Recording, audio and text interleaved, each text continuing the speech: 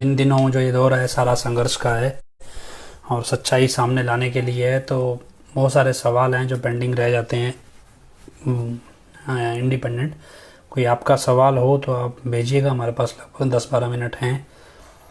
तो आप कोई भी सवाल आपके अंदर हो इस सबसे संबंधित, क्योंकि अब बहुत सारी चीज़ें क्या है कि काफ़ी हद तक क्लियर ही हैं, कोई ऐसा नहीं है भी कन्फ्यूज़न है। बाकी जिसने नहीं मानना उसने नहीं मानना, और जिसको समझ आ गया तो आ गया है। तो हाँ, जो ये नौटंकी पाप का साम्राज्य चल रहा है और चला रहे हैं लोग, डेरा मैनेजमेंट और डेरा के जितने भी प्रबंधक 45 मेंबर 85 मेंबर वटेवर जो भी हैं, तो ये सब जो भी चला रहे हैं, तो कितना भयंकर है ये चल रहा है। और क्या होगा आगे चल के पता नहीं, पर ऐसा लगता है कि कुछ टफ डिसीज़न हैं जो अब शायद लेने पड़ेंगे आने वाले टाइम के लिए। और सीधी उंगली से नहीं तो दूसरे तरीके से ही सही। और पर दूसरा तरीका ये नहीं कि गैर कानूनी होगा, कानूनी तरीका ही होगा, लेकिन उसमें थोड़ा दिक्कत आएगी बहुत से लोगों को। तो देखते हैं, उसको भी इस बार एक्सप्लोर करेंगे और क्या कुछ होगा क्या नहीं होगा सब देखते हैं। बाकी आप कोई सवाल हो, कोई डाउट हो, कोई सुझाव हो, कोई शिकायत हो तो पूछ सकते हैं, बता सकते हैं। तो कुछ भी ऐसा हो जो आपको लगता हो भी ये सब डिस्कस करना ज़रूरी है या जानना ज़रूरी है तो वो बताएं। बाकी फ़िलहाल मैंने कुछ सोचा ही नहीं आज क्या बात रखनी है क्या नहीं। तो कुछ भी आपको लगता हो। और अभी भजन में भी सुना हमने, जिसमें प्रार्थना के भजन में भी देन तेरा की दे सकते हैं हम पापी असी हम मूड कागा तो तू हंस बनाए दे चरना दी तूड़। तो और इधर यूपी वाला लिखता है भी वो संगत का देन नहीं दे सकता। हालांकि पखंडी काम है सारे उल्टे सीधे। तो अगर यूपी से खबर आ रही है कि परमानेंट आएगा नकली, एक्चुअली क्या है कि जामे इंसान के विरोध में है ये, क्योंकि उन्होंने जामे इंसान बंद कर दिया और इसकी जो ये जो ट्रैक सूट में नाचते की वीडियो आती हैं, जो भी दौड़ते की नौड़े का ना नाच ही रहा है वो तो हनीप्रीत की उंगलियों पे, तो उसमें वो इंसान का लॉकेट पहन नहीं रहा है और ओम के ब्रेसलेट पहनता है। तो ऑब्वियसली वो एक जैसे कि ना अभी धार्मिक पक्षपात वाली विचारधारा है जो जबरन एक पाखंडवाद में धकेलना चाहता है संगत को, तो वो दिख रहा है। तो इसलिए जामे इंसान या जामे इंसान के मसले पे वो शायद ना आए बाहर, क्योंकि इस चीज़ के वो विरोध में हैं, क्योंकि वो कहीं चाहते ही नहीं है भी समाज एक हो। ये तो समाज को लड़ाने भ्रष्ट करने के लिए लाया गया है और समाज को एक करने वाला त्यौहार तो ये मनाएगा नहीं। तो स्थापना दिवस बेशक ये मनाए, पर जामे इंसान गुरु का दिवस ये मनाएगा नहीं। इसलिए दूसरा ये जानकारी भी किसी ने दी थी भी इनकी कोई लड़ाई हुई है आपस में, जब ये 25 मार्च वाला झूठ इससे बुलवाया तो उसके बाद लेके कोई खींचतान भी है शायद, उसलिए भी ये ना आए। तो मतलब ये उम्मीद है अभी अप्रैल में ये नहीं दिखाई देगा, हो सकता है मई जून में फिर कोई नौटंकी लेके आ जाए, पर अप्रैल में शायद ना आए ये, जितनी हमारे पास जानकारी है। बाकी आध्यात्मिक से रिलेटेड जी सवाल के जवाब मेरे पास नहीं है। किसी ने पूछा सिमरन की अवस्था कैसी होनी चाहिए, तो भाई ये चीज़ें नहीं है हमारे पास जानकारी। दुनियावी तौर पे जो हमारा कैंपेन चल रहा है उसको लेके आप पूछ सकते हैं। आध्यात्मिक तौर पे आप हजूर महाराज जी के सत्संग सुनिए और उसमें आपको बहुत सारे सवालों के जवाब ऐसे ही मिल जाएंगे। कोई हमारा कैंपेन से रिलेटेड कोई सवाल सुझाव हो तो वो 13 वास की ईंटें बेची जा रही हैं सभी ब्लॉक्स में। देखिए ये सब पैसे का धंधा है, पैसा कमाने के तरीके हैं। उदाहरण के तौर पे क्या है, अभी हम देखते हैं आमतौर पे शहरों में तो आपको मालूम है कभी कोई आ जाएगा जी हमें ये रोटी खिलानी है, ये कपड़े दान करने हैं, कंबल दान करने हैं। आमतौर पे संस्थाओं के बंदे चंदा मांगने घरों में या दुकानों पे आते रहते हैं, जिनकी दुकानदारी है या ऐसे मतलब घर हैं सोसाइटीज़ के अंदर, तो उनमें शहरों में भी ख़ास तौर पे सब पता है। तो उसी पैटर्न पे डेरा की मैनेजमेंट भी चल पड़ी है। इसमें क्या है, इनको तो अल्टीमेट पैसा चाहिए, ना ये पैसा कहीं लगना है ना कुछ। तो ये चीज़ आप जानकारी रखिएगा, कि ये सब पैसा कमाने के धंधे हैं। जे तभी तो ये ज़बरदस्ती मार्च में भंडारा निकाल दिया, वो तो झूठ पकड़ा गया तो अब नौटंकी करने लगा। और डेरे का प्रवक्ता क्या बोल रहा है कि जी परम पिता जी ने, तीनों पातशाहियों ने नाम लिया था इसलिए 25 तारीख चुनी है, और वो जो तुम्हारा पखंडी बोल के गया उसको भूल गया भी, वो बोल के गया उसको भी जस्टिफाई करना था। लेकिन क्या है कि अब जो कहना, जैसी नौटंकी देवी वैसे नकटे पुजारी। अब जैसे चने दे के बने हुए वकील हैं, वैसे ही प्रवक्ता है, और वैसे ही इनकी माता बनी हुई है जो हनीप्रीत, और वैसा ही इनका ये पखंडी आया आता रहता है। तो इसमें अब क्या तो कहें, किस किस को कहें, कहना गंदगी के ढेर में कुछ ही फेंक लो, छिट्टे खुद पे ही आने हैं। वो तो गंदगी में रहना सीख गए हैं, गंदगी बोलना सीख गए, गंदगी में जीना सीख गए हैं। भीख मांग के गुजारा उनको करना है, बस उनके तरीके मॉडर्न है। भिखारी तो वैसे ही बदनाम है, असल भिखारी तो ये हनीप्रीत जैसी हैं, और इनके जितने भी ये 45 मेंबर, प्रवक्ता, डेरे के वकील, प्रबंधक, ब्रह्मचारी, साधु साध्वियाँ जितनी भी अपने आप को बनी फिरती हैं। कहने को तो कोई है नहीं, पर फिर भी मान लेते हैं। लेकिन जो भी है सब चल रहा है, सब किसको इसको कहें, भी सारे गंदगी में डूबे हुए हैं। और जो जो हालात डेरे में हैं, और जो जो हरकतें यहाँ होती हैं, मतलब ये है कि बस ये कह लो भी शर्म से डूब मरें अगर सच्चाई खुले तौर पे बताएं कि क्या क्या डेरे में अभी ये कर रहे हैं। लेकिन क्या है कि हजूर पिताजी आएंगे, ज़रूर आएंगे, और जब आएंगे तो हालात बहुत अलग तरह के होंगे। और आप इसमें कह नहीं सकते भी किस हद तक हालात बिगड़ेंगे और किस किस तरह की सज़ाएं होंगी। क्योंकि जब कहना उस टाइम जब सज़ा मिलती है तब आदमी चिल्लाता बहुत है। और वो क्या है कि अब किसी को मिली नहीं है तो उनको ये लग रहा है। तो ये कह रहा है मेरा सवाल है भाई जी, तो गुरुजी सब जानी जान सी था, वो हनीप्रीत को साथ ही क्यों रखते थे? मतलब गुरुजी जब जानी जानते तो हनीप्रीत को साथ ही क्यों रखते थे? मैं आपको एक उदाहरण देता हूँ। हजूर महाराज जी ना अम्बाला पेशी पे जाया करते, सत्य रक्षा दिवस कह देते हैं, पेशी पे जाया करते। तो वो उसके बाद उन दौरान किसी न किसी के घर भी जाया करते बीच में। तो ऐसे किसी एक आदमी के घर गए, और कई बार गए। तो वो आदमी उस एरिया का सबसे भ्रष्ट आदमी था, ये कह लो भी।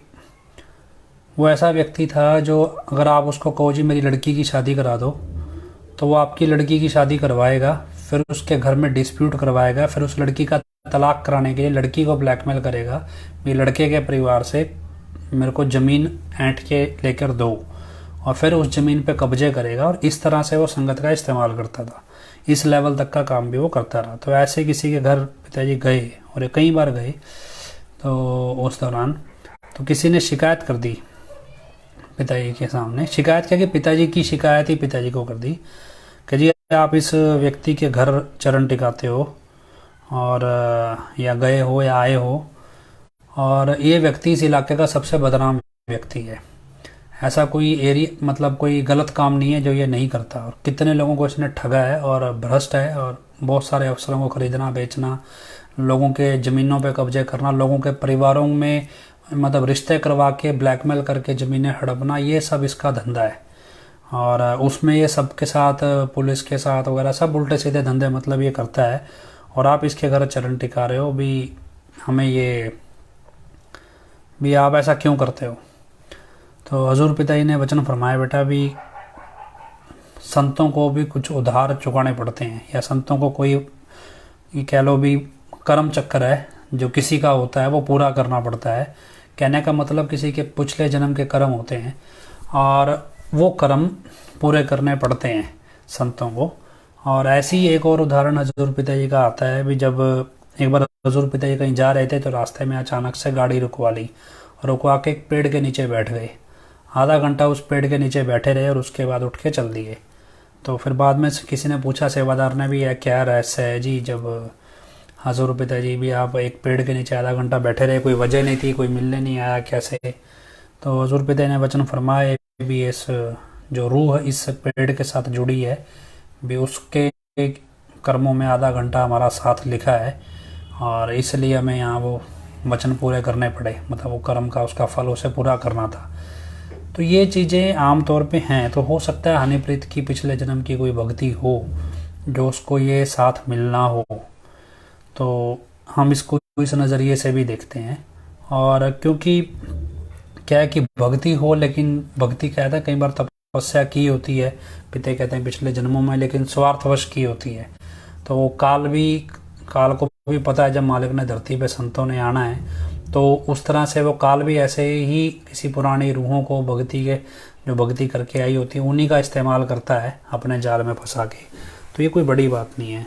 और रही बात आज की सिचुएशन की, तो हम आपको बताते हैं भी श्री कृष्ण जी का एक उदाहरण देते हैं कि भाई श्री कृष्ण जी जब महाभारत के समय गुस्से में आके उन्होंने सुदर्शन चक्कर उठा लिया भीष्म पितामह के खिलाफ, मतलब वो टायर उठा लिया, रथ का पहिया उठा लिया भीष्म पितामह के खिलाफ, और उसके बाद में वो नहीं रख दिया अर्जुन के कहने पे।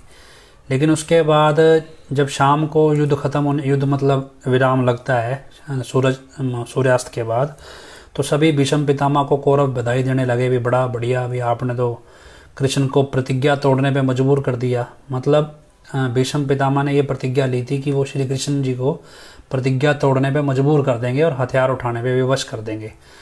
तो विवश कर दिया और कृष्ण जी ने हथियार उठा भी लिया। और इधर पांडवों के शिविर में चर्चा चल रही थी भी अब भीष्म पितामह से कैसे निपटा जाए, भी जो उन्होंने इस तरह का प्रदर्शन किया है तो कैसे निपटा जाए। तो श्री कृष्ण जी अर्जुन को लेके भीष्म पितामह के शिविर में चले गए और कौरव वहाँ उनका मजाक बनाने लगे। तो श्री कृष्ण जी और जो भीष्म पितामह के बीच में संवाद चलता है, और उस संवाद में श्री कृष्ण भीष्म पितामह को बोलते हैं भी आपको बधाई हो, भी आपकी प्रतिज्ञा पूरी हुई और आपने मुझे मेरी प्रतिज्ञा तोड़ने के लिए विवश कर दिया। तो इस पर मतलब जैसे कहना खुश हो रहे हैं, भीष्म पितामह बड़ा खुश हो रहे हैं। तो लेकिन श्री कृष्ण जी एक बात बोलते हैं उसके बाद, कहते भी आपको क्या लगता है भी मैं इतना धैर्यवान नहीं हूँ कि मैंने अपनी प्रतिज्ञा तोड़ दी। और श्री कृष्ण जी भीष्म पितामह से बोलते हैं जब सेकंड के 1000वें हिस्से में, एक पल के 1000वें हिस्से में सुदर्शन मेरे आदेश से तुम्हारा कत्ल कर देता है, कर सकता था, हत्या कर सकता था, तो फिर वो क्यों नहीं, मैंने वो आदेश क्यों नहीं दिया। और उसके बाद जब मैं बिना कुछ हथियार उठाए ही तुम्हें मार सकता हूँ तो मैंने हथियार उठाया ही क्यों, मैंने प्रतिज्ञा तोड़ी ही क्यों। मतलब श्री कृष्ण जी और भीष्म पितामह में संवाद चल रहा है, तो वहाँ भीष्म पितामह कंफ्यूज हो जाते हैं भी बात किस तरफ जा रही है। भी जब श्री कृष्ण सब कुछ करने में सक्षम थे तो फिर उन्होंने प्रतिज्ञा तोड़ी क्यों। कभी ये क्यों नहीं सोचा भी शायद इस प्रतिज्ञा के माध्यम से, श्री कृष्ण जी भीष्म पितामह को बोलते हैं कि तुम ये क्यों नहीं सोचा भी इस प्रतिज्ञा के माध्यम से भी शायद मैं कोई संदेश देना चाहता हूँ। तो ये चीज़ भीष्म पितामह कहने लगे भी वो सोचा भी तो गड़बड़ हो गई। तो कहते भी इसका जवाब भी आप ही दो। तो श्री कृष्ण जी को बोलते हैं, तो श्री कृष्ण जी कहते हैं भी ऐसा है भी हमारी अपनी प्रतिज्ञाएं जो व्यक्तिगत प्रतिज्ञा होती है, मान लो मेरी व्यक्तिगत प्रतिज्ञा है कि मैं कहूँ जी मैंने ये काम करना ही करना है। मान लो मैं कहूँ जी मैंने यहाँ पे 10 फुट का खड्डा खोदना है या फिर मैंने एक अस्पताल बनाना है। सपोज मेरी एक प्रतिज्ञा है कि मैंने अस्पताल बनाना है, लेकिन वो अस्पताल एक स्टेज पे आके ऐसी जगह, वो मेरी जो प्रतिज्ञा है वो ऐसी जगह अड़ जाए कि वो अस्पताल धर्म की रक्षा के खिलाफ हो जाए या धर्म की स्थापना के खिलाफ हो जाए, तो वो प्रतिज्ञा, व्यक्तिगत प्रतिज्ञा धर्म की स्थापना के सामने तुच्छ होती है। आज की स्टेज पे जब हम कहें भी साथ संगत ने सोच लिया भी हम एडम ब्लॉक के वफादार हैं, हम डेरा के वफादार बन के रहेंगे, और ये व्यक्तिगत है, लेकिन ये धर्म की स्थापना के विरुद्ध है। क्यों? क्योंकि एडम ब्लॉक की वफादारी एक्चुअल में धर्म की स्थापना के खिलाफ है, अधर्म का मार्ग है। तो इसलिए व्यक्तिगत प्रतिज्ञाएं या व्यक्तिगत स्टैंड जो हम ले लेते हैं, जैसे हनीप्रीत को लेके आप ले लेते हैं, हनीप्रीत पिताजी ने बोला जी बेटी है तो हम भी वैसे ही मानेंगे और कभी उसके खिलाफ नहीं सोचेंगे। अगर वो गलत भी करे हमें सोचना ही नहीं है, हमें उस तरफ देखना ही नहीं है कि वो कुछ गलत कर रही है या नहीं कर रही है। और उसको लेके हम अपने धर्म के मार्ग से भटक गए और उसके दिखाए हुए अधर्म के मार्ग पे हम चलने लग गए। तो जो व्यक्तिगत डिसीजंस आपके हैं और ये धर्म की स्थापना के विरुद्ध हैं, तो इसलिए व्यक्तिगत डिसीजंस, जो व्यक्तिगत धारणाएं आपकी हैं, ये धारणाएं धर्म की स्थापना के आगे तुच्छ हैं। इसलिए इन धारणाओं को आपने जिस भी तरह से बना रखा है इनको तोड़ो और छोड़ना पड़ेगा, और छोड़ेंगे तभी हम आगे बढ़ सकेंगे। क्योंकि जब भगवान स्वरूप श्री कृष्ण जी धर्म की स्थापना के लिए अपनी प्रतिज्ञा तोड़ने का पाप अपने सिर ले सकते हैं, तो फिर धर्म की स्थापना सोचिए मालिक के लिए कितनी महत्वपूर्ण होती है। और श्री कृष्ण जी से जब ये पूछा गया था कि जिस तरह से श्री कृष्ण जी का व्यवहार या तौर तरीके पूरे एज ए कंबाइंड हम देखते हैं भी, तब भीष्म पितामह नहीं पूछा था भी क्या श्री कृष्ण जी से भी क्या जो तरीके आपने अपनाए, क्या ये आने वाले समय में लोगों को इस तरफ नहीं ले जाएंगे भी छल का सहारा लिया श्री कृष्ण जी ने। तो श्री कृष्ण जी ने जवाब दिया था भी अभी तो हमने कुछ किया ही नहीं, लेकिन जब कलयुग का समापन करना होगा मालिक को, ईश्वर को, तो वो ऐसे ऐसे छल करेगा जो आप सोच भी नहीं सकते। तो अब क्या है कि जब ये इतिहास में दर्ज है भी कलयुग के बीच में 1000 साल के लिए सतयुग भी आएगा और सतयुग मालिक आप खुद लेकर आएगा, और उस चीज के लक्षण अब दिख भी रहे हैं भविष्यवाणियों के अनुसार। तो ऐसे में आपको ये समझना चाहिए कि मालिक छल जब करेगा तो किस किस तरह के कर सकता है। तो शिष्य का धर्म है सिर्फ और सिर्फ अपने गुरु के वचन सुनने और उन वचनों को मानने। गुरु क्या कौतुक कर रहा है, क्या खेल खेल रहा है, किसके साथ क्या खेल, किसके जरिए कौन सा खेल खेल रहा है, ये सब उसकी रजा में छुपा है। हमारा फर्ज है कि गुरु के कर्म के ऊपर हम सवाल नहीं उठा सकते, लेकिन हमारा सिर्फ इतना है भी गुरु जो कह रहा है, गुरु ने जो वचन किए, क्या हम उन वचनों पे पूरे हैं, क्या हम उन्हें मान रहे हैं। उसके बाद गुरु ने जो शिक्षाएं दी, क्या उन शिक्षाओं पे चल रहे हैं, और गुरु ने जो काम करने को बोले क्या हम वो कर रहे हैं या नहीं कर रहे हैं, क्या हमारा उसके वचनों पे विश्वास है या नहीं। गुरु जो खेल खिला रहा है या दिखा रहा है, ये सब काल की दुनिया के खेल है और इसका कोई ना कोई रहस्य जरूर होता है। इतिहास में गुरुओं ने अपने शिष्यों को मुर्दे खाने को भी बोला, अपने शिष्यों को मतलब वैश्याओं के कोठे पे जाके इस तरह से खेल खेल के भी देखा। और कबीर साहब ने, ऐसे संत अपने भक्तों की परीक्षा इस तरह से लेते हैं जहां भक्त खुद अपने गुरु पे संदेह करने लगे, शक करने लगे। लेकिन ऐसा नहीं है कि गुरु ने उसका इशारा नहीं किया होता।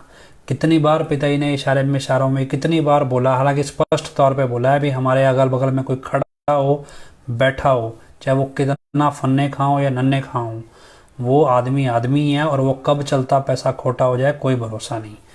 और ये चीज़ और भक्त की पहचान भी बताई, जैसे जैसे भक्त भक्ति में आगे बढ़ता है वैसे वैसे वो शांत हो जाता है, वो लोगों के साथ मिलता जुलता नहीं है, वो शांत मतलब अलग रहता है, वो अपने आप को छुपाता रहता है, अपनी भक्ति का गुणगान नहीं करता है और अपने आप को छुपाता है। वो दुनिया में उसको कुछ लेना देना ही नहीं है। और अगर आप हनीप्रीत का किरदार देखते हो, जहाँ उसको एक बुढ़ापे की दहलीज पे आके उसे मॉडल बनना है, वो अपने आप को ये दिखा रही है कि भाई ताज़ा ताज़ा जवानी उसके शरीर पे चढ़ी है, और वो एक तरह से एक अपने आप को एक ग्लैमर की दुनिया में परोस रही है भी, जहाँ वो अपनी सुंदरता बिखेरना चाहती है, हालांकि जो उसके पास है नहीं, ना तन की ना मन की, आत्मा की तो होनी क्या है। तो फिर भी मतलब जब आप उस नज़रिए से आप उसको एक भक्त के भांति कैलकुलेट करते हो, भी भक्ति के नज़रिए से देखते हो, तो उसमें तो भक्ति वाला कोई भी गुण नहीं है, एक सिंगल गुण भी उसमें भक्ति वाला नहीं है। जब उसको बड़ी महंगी गाड़ियों का, महंगे कपड़ों का, महंगे ब्रांड्स का, महंगे घर का, करोड़ों अरबों के शौक है, तो भक्त के सामने तो चाहे 7 दीपों की दौलत रख दो, वो उधर मुंह नहीं करता गुरु के बगैर। तो जिसको इतना पैसे का लालच है, पैसे की भूख है, और इतना मतलब एक साध्वी होते हुए भी सजना संवरना है पराये मर्दों के लिए, क्योंकि और किसके लिए सज संवर रही है ना, सतगुरु के लिए तो सजता संवरता है, आत्मा सजती है, लेकिन वो भक्ति में संवरती है, यूं नहीं भी असल दुनिया में सजती संवरती है। तो वो अपने आप को पवित्र करती है, लेकिन असल दुनिया में सजना संवरना तब जब वो एक सतब्रह्मचारी के लेवल के साथ घूमती है या साध्वी उसका लेबल लगा है। तो आपको समझ जाना चाहिए भी ये भगत के भेष में काल और काल के एजेंट हैं। लेकिन क्या है कि अपने अपने नज़रिए हैं। जब पिताजी ने हर चीज़ समझाई है तो हमारा बेटर फ़र्ज है कि हम उन वचनों पे फोकस करें। गुरु चरित्र ये दिखाता है अलग अलग तरह से भी, जिससे ये भक्तों की परीक्षा ही होती है। और इस परीक्षा में भगत का सिर्फ एक ही फ़र्ज़ है कि वो गुरु के अलावा किसी और को अपने निगाह में लेकर ही ना आए और किसी और के बारे में सोचे ही ना। और गुरु कभी गलत करता ही नहीं है। हाँ, अब जब ये इस तरह की परीक्षा भी जहाँ एक गुरु ही नकली बना के खड़ा कर दिया हो, भेष बना के, क्योंकि जब हजूर पिताजी बोलते थे भी सहजो बाई ये कहती थी भी मालिक को आना है तो मेरे गुरु के रूप में आए, गुरु का भेषधार के नहीं आए, मतलब वो गुरु ही हो मेरा जो मालिक आए बन के, गुरु का ऐसा मेकअप करके गुरु बन के ना आए। वो ये वाला चीज़ नहीं कही थी उन्होंने। लेकिन क्या है कि वो वचनों का तरोड़ मरोड़ के इस्तेमाल किया गया। तो ऐसे तो 50 आदमियों को आप गुरु जी का भेष बना दोगे तो क्या सबके आगे माथा टेक दोगे? भी तो सहजोबाई वाला कॉन्सेप्ट होगा जी, जो मेरा गुरु जैसा दिखता है उसके आगे माथा टेक दो। तो ऐसे तो एक उसमें भी आता है, एक व्यक्ति जो दिखाते हैं मीडिया में पंजाब वाले, मेरे को एक व्यक्ति है वो मिलता जुलता चेहरा है उसका भी पिताजी से थोड़ा बहुत। तो ऐसे तो कई चेहरे मिल जाएंगे, तो सबके सामने माथा टेक दोगे। तो ये क्या है कि वचनों को अपने हिसाब से चला रखा है। तो ये पाप की दुनिया है और अब चल रहा है। तो आपको कहाँ स्टैंड लेना है वो आपको देखना, और यही तो परीक्षा है। अगर शिष्य अपना स्टैंड अपने गुरु की तरफ ले जाएगा तो परीक्षा और क्या होती है, यही तो परीक्षा है। तो खैर हम उम्मीद करते हैं। तो आखिरी के 10 मिनट हैं, थोड़ा टाइम हो गया है। आखिरी के 10 मिनट हजूर महाराज जी के वचन अनुसार नाम सुमरण भजन करना है। तो आखिरी के 10 मिनट सुमरण करना है। इससे पहले अरदास बोली जाएगी। धन धन सतगुरु तेरा ही आसरा, हे मालिक तुझे इलाज है, अब बहुत हो गया, तू दया में रहमत कर, तेरे प्यार मोहब्बत की राह में हमें कोई दुख तकलीफ ना आए। तो ऐसी रहमत बख्श, वह सबको सुमति दे, किस तरह से देनी है ये तो सब जानता है, जिसको जैसे देनी है वैसी दे, वो तेरी मर्जी। धन धन सतगुरु तेरा ही आसरा।